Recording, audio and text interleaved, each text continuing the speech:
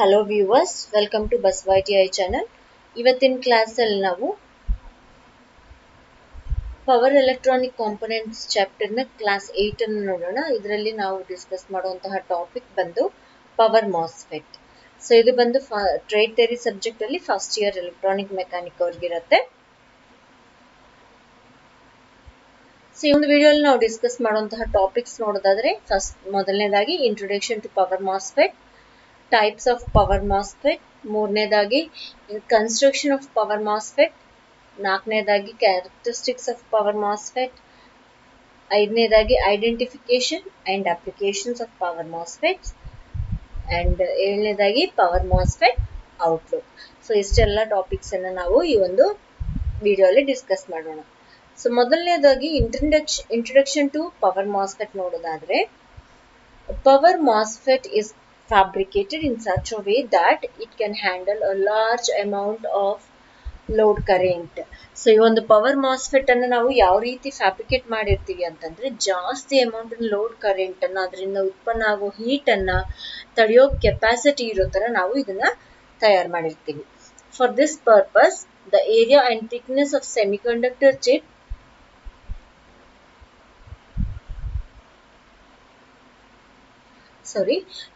semiconductor chip is kept greater than that in ordinary MOSFETs. So large amount of load current ಅನ್ನ handle ಮಾಡೋದಕ್ಕೆ ಈ ಒಂದು power MOSFET ಇನ್ construction ಅಲ್ಲಿ ನಾವೇನ್ ಮಾಡ್ತೀವಿ, ಏನ್ ಸೆಮಿಕಂಡಕ್ಟರ್ ಚಿಪ್ ಆದ್ರೆ ಯೂಸ್ ಮಾಡ್ತಾ ಇದ್ದೀವಿ, ಆ ಒಂದು ಸೆಮಿಕಂಡಕ್ಟರ್ ಚಿಪ್ಪಿನ ಏರಿಯಾ ಅಂಡ್ ಥಿಕ್ನೆಸ್, ದಪ್ಪ ಹಾಗೂ ಅದರ ಅಳತೆಯನ್ನ ತುಂಬಾ ನಾರ್ಮಲ್ ಮಾಸ್ಫೆಟ್ ಗಿಂತನೂ ಜಾಸ್ತಿ ಇಟ್ಟಿರ್ತೀವಿ.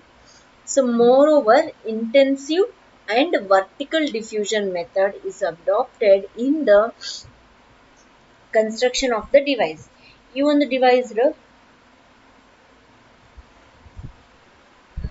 ಒಂದು ಡಿವೈಸಿನ ಕನ್ಸ್ಟ್ರಕ್ಷನ್ ಅಲ್ಲಿ ನಮಗೆ ಇಂಟೆನ್ಸಿವ್ ಹಾಗೂ ವರ್ಟಿಕಲ್ ಡಿಫ್ಯೂಷನ್ ಮೆಥಡ್ ಅನ್ನ ನಾವು ಅಡಾಪ್ಟ್ ಮಾಡ್ಕೊಂಡಿರ್ತೀವಿ.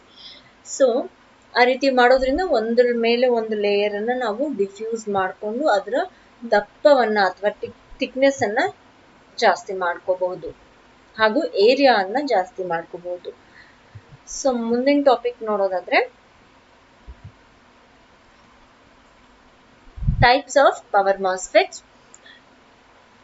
Power MOSFETs are made in the following 3 main types, that is N-channel enhancement mode MOSFET, P-channel enhancement mode MOSFET, and N-channel depletion mode MOSFET. Enhancement mode ಅಲ್ಲಿ NN P types 2 ಹಾಗೂ depletion mode ಅಲ್ಲಿ N channel 1. Total 3 types power MOSFET ಗಳು ಇದಾವೆ.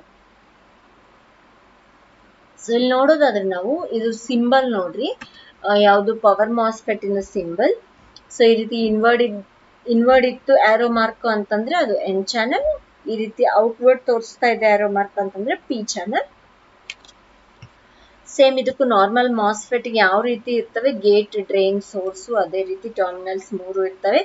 And ಇಲ್ಲಿ ಒಂದು ನಮಗೆ ಒಳಗಡೆ ಇನ್ನೊಂದು ಝೀನೋಡಯೋಡ್ ಅನ್ನು ತೋರಿಸಿದ್ದಾರೆ. ಸೊ ಅದ್ರ ಉಪಯೋಗ ಏನು, ಇದಕ್ಕೆ ಯೂಸ್ ಮಾಡಿದ್ದಾರೆ ಅನ್ನೋದನ್ನ ನಾವು ತಿಳಿಯೋಣ ಕನ್ಸ್ಟ್ರಕ್ಷನ್ ಅಲ್ಲಿ. ಸೊ ಮುಂದಿನ ಟಾಪಿಕ್ ನೋಡೋದಾದ್ರೆ construction of power MOSFET. So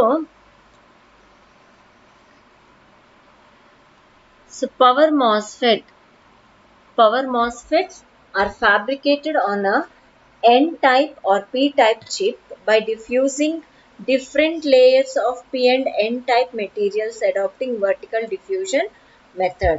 So ಇದನ್ನ ಯಾವ ರೀತಿ ಫ್ಯಾಬ್ರಿಕೇಟ್ ಅಥವಾ ಕನ್ಸ್ಟ್ರಕ್ಟ್ ಮಾಡಿರ್ತಾರೆ ಅಂತಂದ್ರೆ, number of N-type or P-type chips ಅನ್ನ ಡಿಫ್ಯೂಸ್ ಮಾಡಿ, ನಂಬರ್ ಆಫ್ ಲೇಯರ್ಸ್ ಅನ್ನ ಡಿಫ್ಯೂಸ್ ಮಾಡಿ, ಮೆಟೀರಿಯಲ್ಸ್ ಅನ್ನ ಅಡಾಪ್ಟ್ ಮಾಡಿಕೊಂಡು, ಡಿಫ್ಯೂಷನ್ ಮೆಥಡ್ ಅನ್ನ ಅಡಾಪ್ಟ್ ಮಾಡಿಕೊಂಡು ವರ್ಟಿಕಲ್ ಆಗಿ ನಂಬರ್ ಆಫ್ ಲೇಯರ್ಸ್ ಅನ್ನ ಡಿಫ್ಯೂಸ್ ಮಾಡಿ ಫ್ಯಾಬ್ರಿಕೇಟ್ ಮಾಡಿರ್ತಾರೆ. ಅದು P and N type layers. So metal oxide layer, usually SiO2, is fabricated for gate terminal. Vertically diffused MOSFET is termed as VDMOS, or only DMOS. So normally ನಮ್ಗೆ ಗೊತ್ತಿದ್ದ ಹಾಗೆ gate ಅನ್ನ ನಾವು ಯಾವ ರೀತಿ ಮಾಡ್ತೀವಿ, ಮೆಟಲ್ ಆಕ್ಸೈಡ್ ಸೆಮಿಕಂಡಕ್ಟರ್ ಅಲ್ಲಿ gate ಅನ್ನ ಸಪರೇಟ್ ಮಾಡಿರ್ತೀವಿ. ಇನ್ ಕಂಡಕ್ಟಿಂಗ್ ಚಾನಲ್ ಇರುತ್ತೆ, ಅದರಲ್ಲಿ ಒಂದು ನಮ್ಗೆ ಮೆಟಲ್ ಆಕ್ಸೈಡ್ ಲೇಯರ್ ಅನ್ನ ಹಾಕಿ ಕಂಡಕ್ಟಿಂಗ್ ಚಾನಲ್ ಇಂದ ಸಪರೇಟ್ ಮಾಡಿ ಡಿಫ್ಯೂಸ್ ಮಾಡಿರ್ತೀವಿ. ಸೊ ಅದೇ ರೀತಿ ಇದರಲ್ಲಿನೂ ಮೆಟಲ್ ಆಕ್ಸೈಡ್ ಲೇಯರ್ ಏನು ಸಿಲಿಕಾನ್ ಡೈಆಕ್ಸೈಡ್ ಇದೆ ಅದನ್ನ ಹಾಕಿ ಗೇಟ್ ಟರ್ಮಿನಲ್ ಅನ್ನ ಡಿಫ್ಯೂಸ್ ಮಾಡ್ತಾರೆ. So BJT bipolar junction transistor is also made within the MOSFET for eliminating parasitic oscillations. Parasitic oscillations ಅನ್ನ ಎಲಿಮಿನೇಟ್ ಮಾಡೋದಕ್ಕೆ, ಆ ರೀತಿ ಆಸಿಲೇಷನ್ಸ್ ಒಳಗಡೆ ಇನ್ಸೈಡ್ ಆಸಿಲೇಷನ್ಸ್ ಕ್ರಿಯೇಟ್ ಆಗ್ಲಾರ್ದಂಗೆ ಎಲಿಮಿನೇಟ್ ಮಾಡೋದಕ್ಕೆ ಅದ್ರ ಒಳಗಡೆನೆ ಪವರ್ ಮಾಸ್ಫೆಟ್ ಒಳಗಡೆನೆ ನಮಗೆ ಬೈಪೋಲರ್ ಜಂಕ್ಷನ್ ಟ್ರಾನ್ಸಿಸ್ಟರ್ ಅನ್ನ ತಯಾರು ಮಾಡಿರ್ತಾರೆ. ಸೊ ಇನ್ನು ನೋಡೋದಾದ್ರೆ ವರ್ಟಿಕಲ್ ಓರಿಯೆಂಟೆಡ್ 4 ಲೇಯರ್ ಸ್ಟ್ರಕ್ಚರ್ ಇರುತ್ತೆ. ಇದಕ್ಕೆ ವರ್ಟಿಕಲಿ 4 ಲೇಯರ್ಸ್ ನೋಡ್ರಿ, N+, N-, P+ and N+, 4 layers ಇನ ಸ್ಟ್ರಕ್ಚರ್ ಇರುತ್ತೆ. P ಟೈಪ್ ಏನಿದೆ ಮಿಡಲ್ ಒಂದು ಲೇಯರ್. ಸೊ ಈ P ಟೈಪ್ ಲೇಯರ್ ಅನ್ನ ನಾವು ಬಾಡಿ ಅಂತ ಹೇಳ್ತೀವಿ. ಅಂಡ್ N ಲೇಯರ್ ಅನ್ನ N- ಲೇಯರ್ ಅನ್ನ ಡ್ರಿಫ್ಟ್ ಲೇಯರ್ ಅಂತ ಹೇಳ್ತೀವಿ. ಎರಡು P ಟೈಪ್ ಲೇಯರ್ಸ್ ಏನಿದಾವಲ್ಲ ಇಲ್ಲಿ ಅದನ್ನ ಬಾಡಿ ಅಂತ ಹೇಳ್ತೀವಿ. ಅಂಡ್ N- ಲೇಯರ್ ಏನಿದೆ ಇದನ್ನ ಡ್ರಿಫ್ಟ್ ಲೇಯರ್ ಅಂತ ಹೇಳ್ತೀವಿ. ಅಂಡ್ ಈ ಒಂದು ಡ್ರಿಫ್ಟ್ ಲೇಯರ್ ಅನ್ನೋದು ತುಂಬಾ ಲೈಟ್ ಆಗಿ ಡೋಪ್ ಮಾಡಿರ್ತಾರೆ. ಡ್ರೈನ್ ಕಂಪೇರ್ ಮಾಡಿದವಾಗ ಹಾಗೂ ಸೋರ್ಸ್ ಗ ಕಂಪೇರ್ ಮಾಡಿದ ಡ್ರೈನ್ ಲೇಯರ್ ಅನ್ನ ಕಂಪೇರ್ ಮಾಡಿದವಾಗ ನಮಗೆ ಸೋರ್ಸ್ ಲೇಯರ್ ಅನ್ನೋದು ತುಂಬಾ ಕಡಿಮೆ ಡೋಪಿಂಗ್ ಇರುತ್ತೆ. ನೋಡ್ರಿ ಇಲ್ಲಿ N+ ಏನಿದೆಲ್ಲ ತುಂಬಾ ಕಡಿಮೆ ಡೋಪಿಂಗ್ ಆಗಿದೆ. P ಟೈಪ್ ಅಲ್ಲಿ small amount of N+ material ಅನ್ನ ಡೋಪ್ ಮಾಡಿದ್ದಾರೆ. ಸೊ ಈ ಒಂದು ಡ್ರಿಫ್ಟ್ ಲೇಯರ್ ಏನಿದೆ,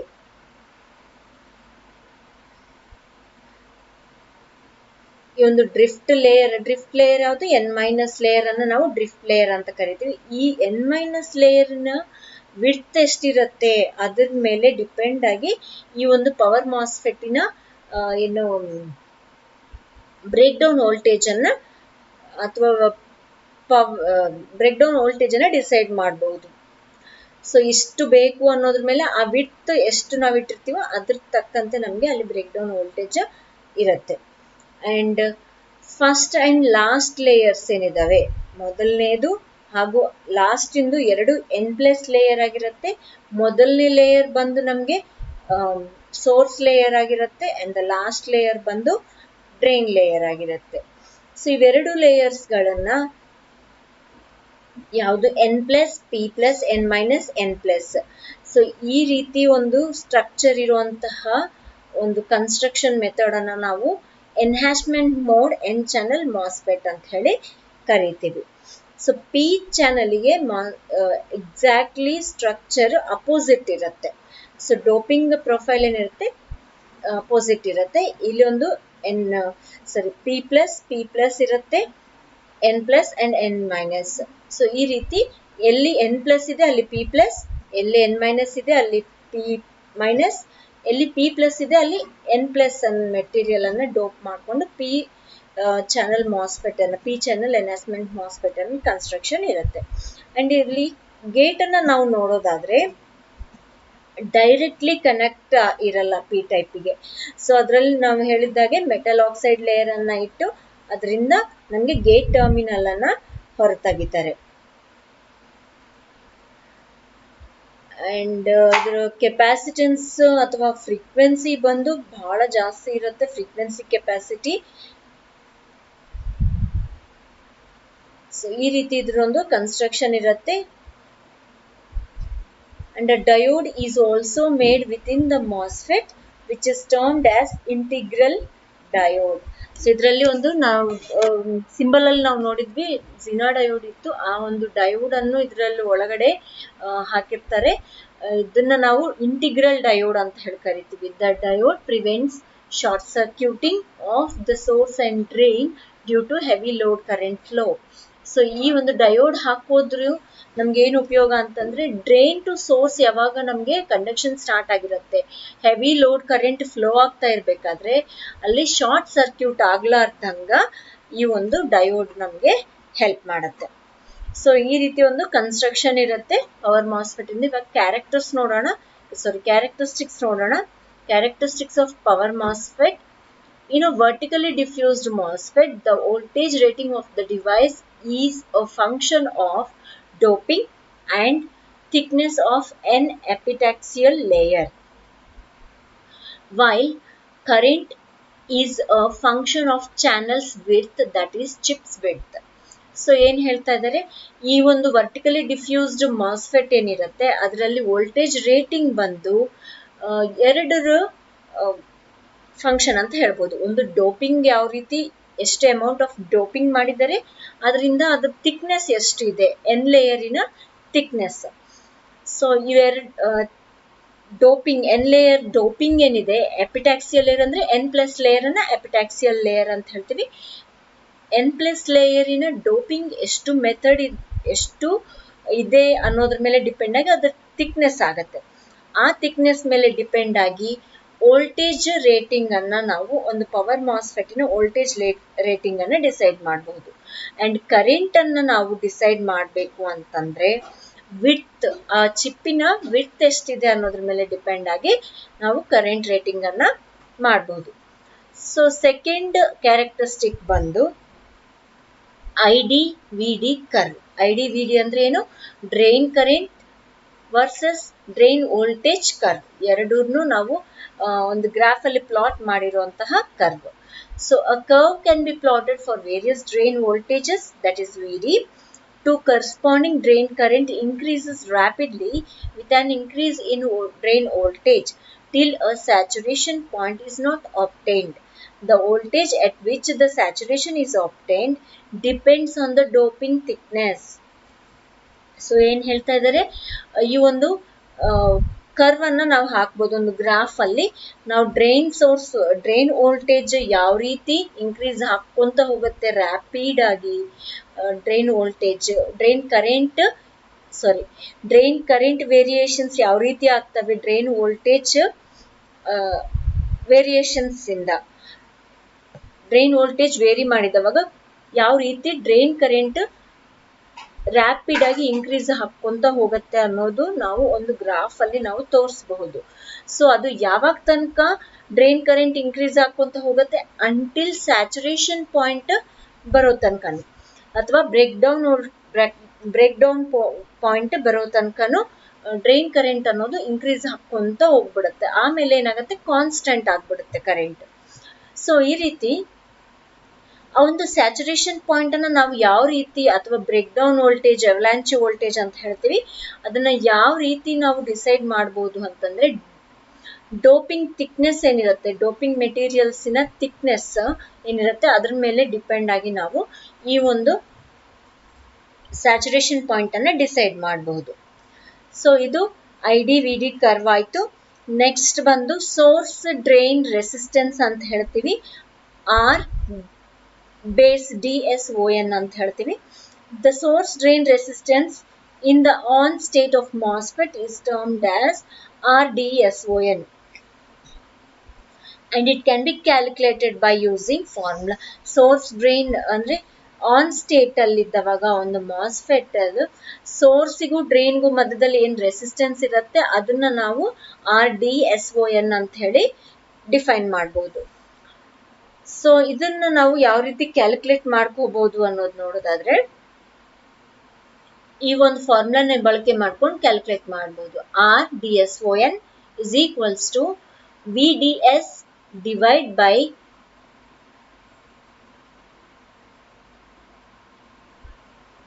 IDS. ಸಾರಿ, ಇದು IDS ಅಂತ ಹೇಳಿ ಪ್ರಿಂಟ್ ಟೈಪ್ ಮಿಸ್ಟೇಕ್ ಆಗಿದೆ. IDS, VDS divide by IDS. So ಇಲ್ಲಿ VDS ಅಂದ್ರೆ ಏನು, ಡ್ರೈನ್ ಸೋರ್ಸ್ ವೋಲ್ಟೇಜ್ ವೋಲ್ಟ್ಸ್ ಅಲ್ಲಿ ನಾವು ಅದನ್ನ ಕ್ಯಾಲ್ಕುಲೇಟ್ ಮಾಡ್ತೀವಿ. IDS ಅಂದ್ರೆ ಡ್ರೈನ್ ಸೋರ್ಸ್ ವೋಲ್ಟೇಜ್ ಯಾವ ರೀತಿ ವೇರಿಯೇಷನ್ಸ್ ಆದಂಗೆಲ್ಲ drain current, source drain current variations ಏನಿದಾವೆ ಅವೆರಡನ್ನು ಡಿವೈಡ್ ಮಾಡಿದವಾಗ ಬರುವಂತದ್ದು ನಮ್ಗೆ RDSON ಅಂತ ಹೇಳ್ತೀವಿ. ಸೊ ಇಲ್ಲಿ IDS ಅಂದ್ರೆ source drain current which is calculated in amperes. And RDSON ಅಂತಂದ್ರೆ RDSON ಅಂದ್ರೆ source drain resistance in on state. ಒಂದು ಪವರ್ ಮಾಸ್ಫೆಟ್ ಆನ್ ಸ್ಟೇಟ್ ಅಲ್ಲಿ ಇದ್ದವಾಗ ಡ್ರೈನ್ಗೂ ಮತ್ತು ಸೋರ್ಸ್ ನಡುವೆ ಏನ್ ರೆಸಿಸ್ಟೆನ್ಸ್ ಇರುತ್ತೆ ಅದು RDSON ಅಂತೀವಿ. ಸೊ ದಟ್ ಇಸ್ ರೆಸಿಸ್ಟೆನ್ಸ್ ಅಂದ ತಕ್ಷಣ ಯೂಶುವಲಿ ಓಮ್ಸ್ ಅಲ್ಲಿ ನಾವು ಅದನ್ನ ಕ್ಯಾಲ್ಕುಲೇಟ್ ಮಾಡ್ತೀವಿ. So the value of RDSON and it can be calculated with the rise in temperature of the device.